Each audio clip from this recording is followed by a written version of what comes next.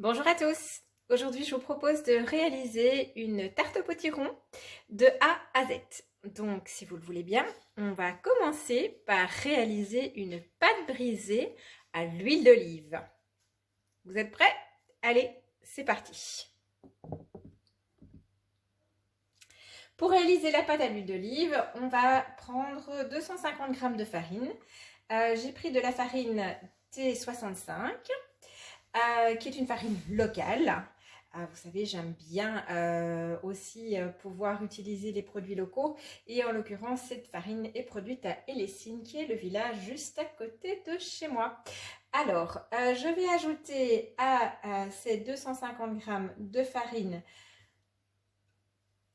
de l'huile d'olive. Je vais en rajouter 40 g.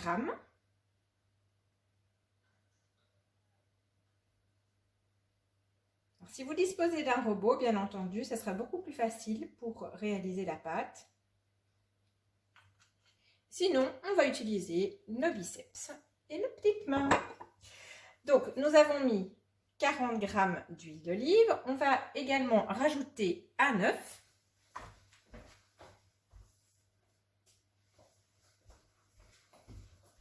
Voilà, le bel œuf de mes poules. Ils sont un peu fainéants pour le moment, on n'a pas beaucoup d'œufs. Si quelqu'un a un truc pour que les poules pondent mieux, je serai, et alors là, hyper heureuse. On va également ajouter une cuillère à café de sel.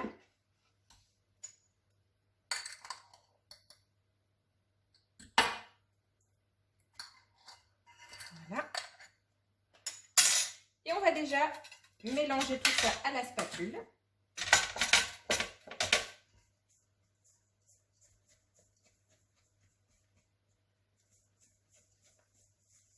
Pour essayer de faire une pâte la plus homogène possible.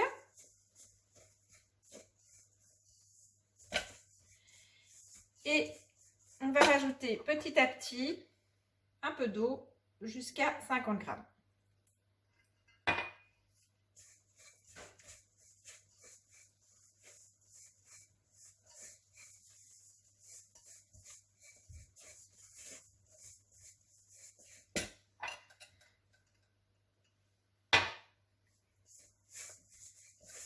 Je pense qu'il m'en faudra un petit peu plus que 50 g ici. Tout dépend évidemment de votre farine. On va en rajouter encore un petit peu.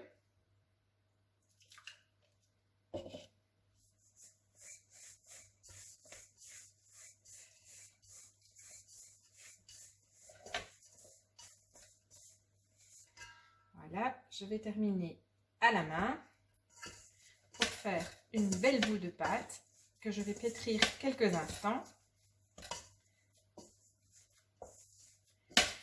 L'idéal, si vous avez le temps, c'est de préparer votre pâte à l'avance.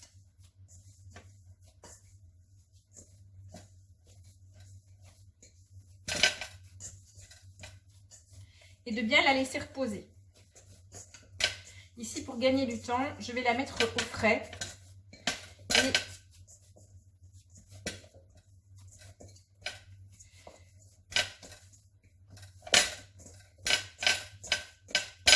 voilà. Donc, on a réalisé en 3 minutes une boule de pâte brisée. C'est vraiment pas compliqué. Cette boule, je vais la mettre au frais pour environ 1 heure pour qu'elle soit plus facile à travailler. Et ensuite, on se retrouve ensuite pour préparer la garniture de la quiche au potimarron. À tout de suite.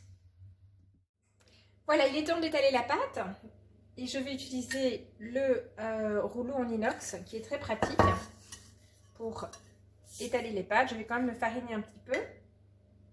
Il ne faut pas l'étaler, pas vraiment beaucoup le fariner. Et on va essayer de former un cercle assez grand. Parce que j'aimerais faire ma quiche dans le moule à manquer cannelé que je vais vous montrer tout de suite.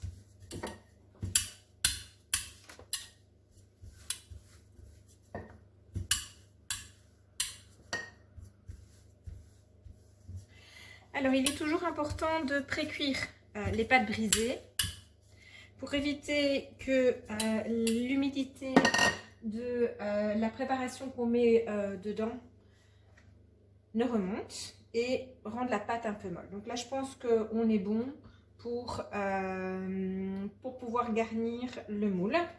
Donc, le moule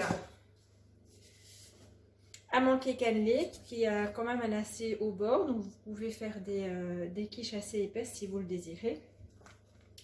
On le pose sur une plaque perforée. Et on va venir délicatement retourner la pâte et la déposer dans le moule et foncer le moule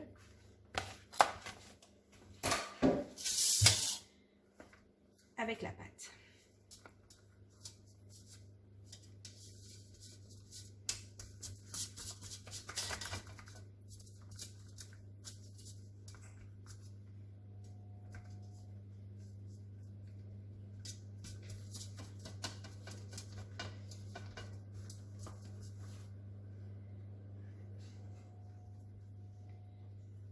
Voilà.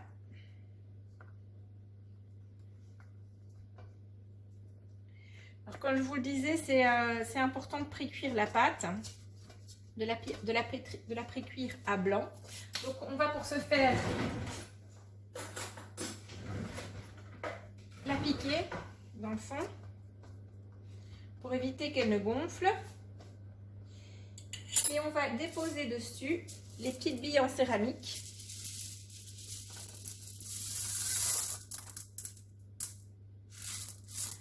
Pour l'aider à bien se pré-cuire. On a préchauffé le four à 180 degrés et on va enfourner la pâte à blanc pendant une quinzaine de minutes. Alors, pendant que la pâte est en train de cuire à blanc, nous allons réaliser donc l'appareil à quiche. Pour réaliser cet appareil à quiche, j'ai besoin de 600 g de potimarron qui a été cuit à la vapeur. Donc vous le cuisez à la vapeur. Ici, moi, je l'ai cuit en tranches, mais vous pouvez le cuire en petits carrés, peu importe. Vous gardez la peau. L'avantage du potimarron, c'est que vous ne devez pas le peler. Donc, vous le lavez bien, vous le coupez en morceaux, vous enlevez les graines, que vous pouvez d'ailleurs ensuite faire sécher au four pour avoir des graines de courge. Vous le mettez dans un panier vapeur et vous le cuisez à la vapeur pendant 15-20 minutes. Tout dépend de la quantité. Ici, pour 600 g, j'avais mis 15 minutes. Donc voilà. On va donc écraser ce potimarron à la fourchette. Là aussi, avec un robot mixeur mélangeur, vous allez gagner encore un petit peu de temps.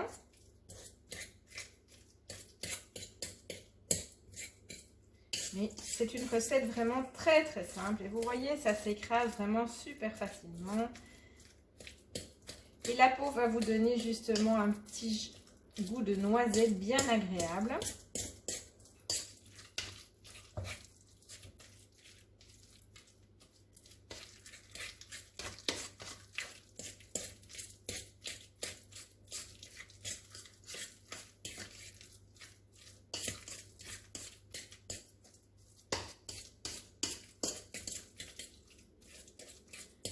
Voilà, c'est presque fini.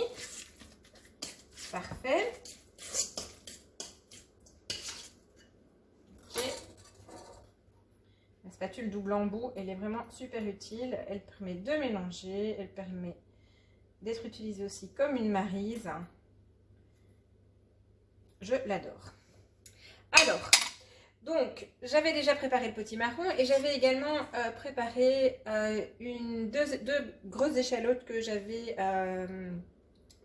fait revenir dans une cuillère à soupe d'huile. Je vais donc les rajouter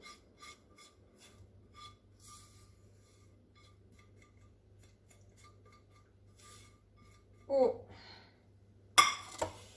potimarron et bien mélanger. Alors, comme c'est une quiche, ben, fatalement, il y a des œufs. Et je vais l'agrémenter parce que mes garçons ne sont pas trop végétariens. Et ils aiment toujours qu'il y ait un petit peu de viande dans les quiches. Donc, je vais ajouter des dés de jambon, entre 100 et 200 grammes de dés de jambon en fonction de ce que vous avez envie, de la quantité que vous aimez. Voilà.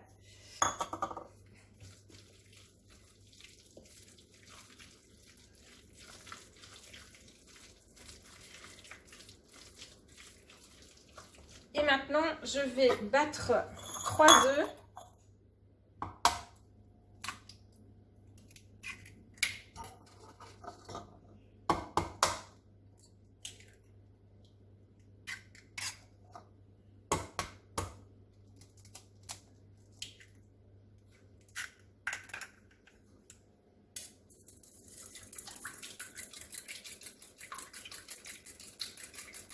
Je vais prendre un plus grand plat.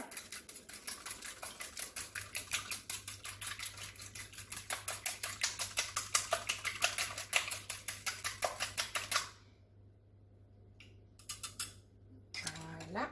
Et je les rajoute à mon potimarron.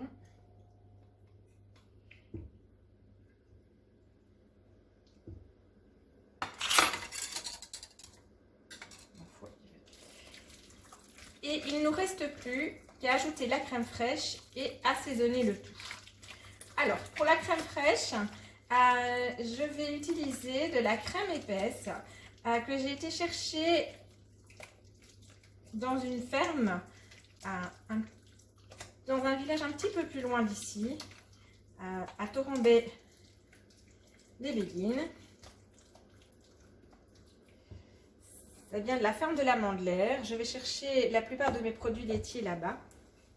Le beurre, la crème fraîche, le yaourt. Elle est vraiment délicieuse. Et je vais donc en rajouter 200 grammes.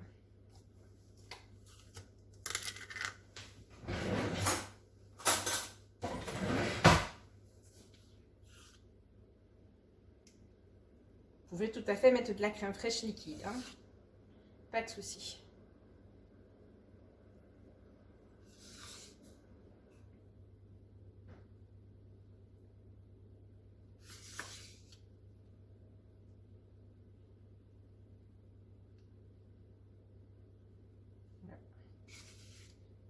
Je vais pouvoir mettre tout ce qui reste dans mon pot.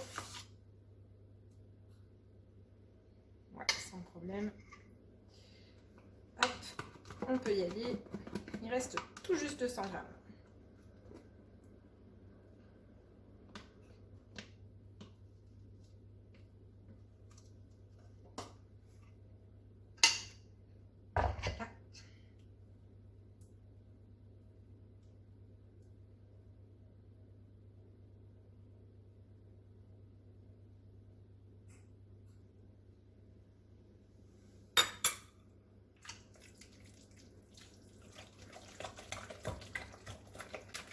Et on mélange bien le tout.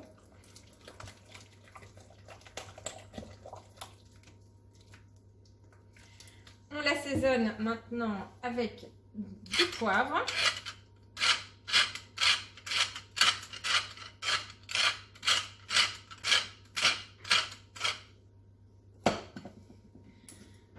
Un tout petit peu de sel en ce qui me concerne. Le sel doit être utilisé avec parcimonie, et de la noix de muscade. Et là, je ne me prive pas parce que nous adorons ça.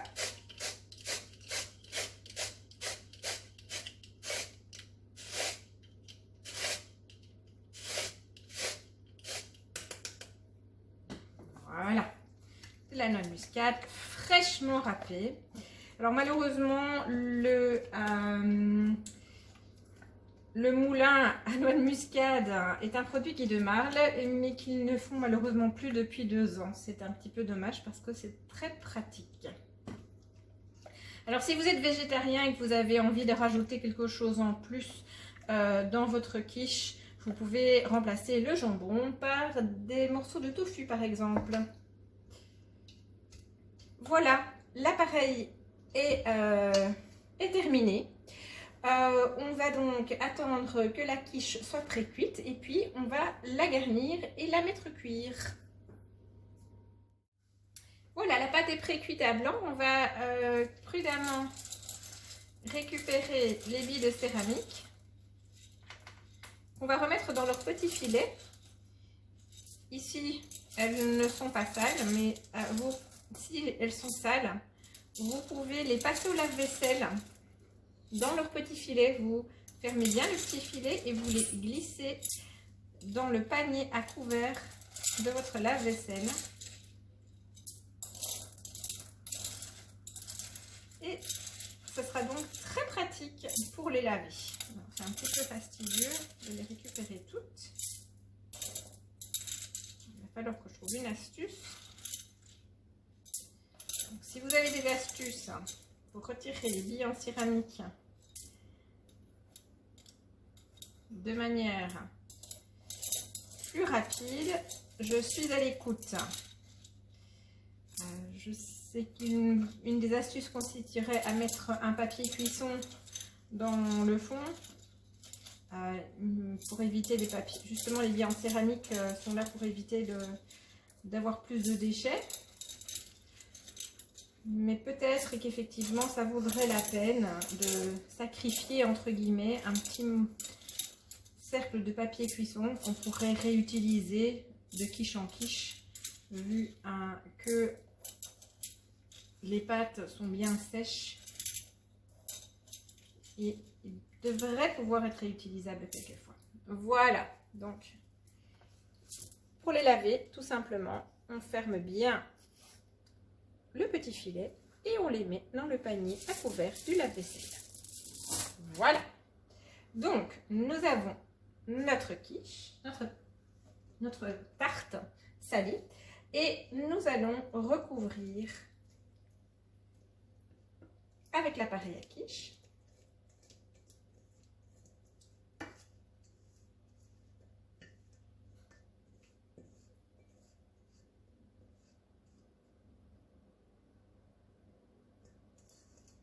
Alors j'ai dit une bêtise tout à l'heure, la crème fraîche, elle vient effectivement de la ferme de la Mandelaire, mais la ferme de la Mandelaire ne se trouve pas à Torrambay-les-Béguines, mais à Torrambay-Saint-Tron, près de Perouet.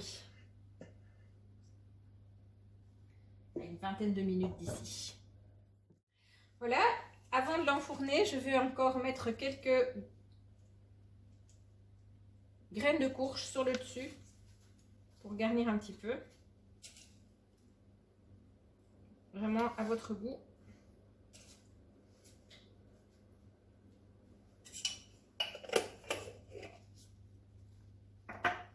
Et donc je vais de nouveau enfourner à 180 degrés, chaleur tournante, entre 25 et 30 minutes. À vous de surveiller, vous voyez quand la quiche est cuite et on se retrouve tout de suite pour le démoulage. Voilà, la tarte a finalement cuit 25 minutes, il est temps de la démouler. Alors ça pourrait faire peur de démouler une tarte dans un moule en silicone, mais ce n'est pas si difficile que ça. Donc j'ai quand même attendu 5 minutes que le moule soit, qu'on puisse le prendre dans ses mains. Et donc je vais bien le déposer sur le plateau qui est ici. Je vais tout simplement plier un petit peu le moule. Je vais déposer le bout qui n'est plus dans le moule et je vais faire glisser, voilà, j'ai de la visite dans ma cuisine, glisser la tarte sur le plateau et voici la tarte qui est démoulée et prête à manger, accompagnée d'une petite salade verte, un petit souper de saison, tout frais, plein de vitamines. Et comme vous pouvez le constater, le moule, il est quasi propre. Donc l'avantage d'utiliser un moule en silicone pour faire une quiche, c'est qu'on ne doit pas rajouter de graisse dans le moule ou un papier cuisson. Si vous utilisez un moule en fer, vous allez peut-être soit le graisser, soit mettre un papier cuisson dans le fond. Ici, rien besoin de tout ça. Votre moule se démoule tout seul. Et pendant que la quiche cuisait, j'ai fait la vaisselle. J'ai laissé le fond d'eau dans l'évier. Elle est encore chaude. Je vais passer un petit coup d'éponge d'eau savonneuse sur le moule, le rincer et le remettre dans le four qui est encore un petit peu chaud. Et il va donc sécher dans le four et être désinfecté par la même occasion.